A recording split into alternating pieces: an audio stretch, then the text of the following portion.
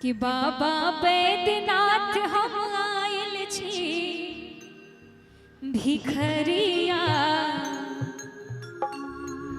आहा के दुआरिया ना।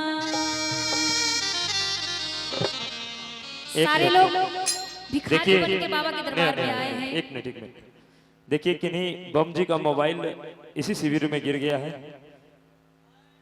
अगर किन्हीं को मिला हो तो पहुंचा दें, क्योंकि मोबाइल से ज़्यादा इम्पोर्टेंट उसके अंदर का डॉक्यूमेंट, काफ़ी सारे फोटो और उसके अंदर का नंबर होता है। मोबाइल की कीमत कुछ नहीं है आज के दौर में। अगर कोई भी उठाए तो बेझिझक, मिला है क्या?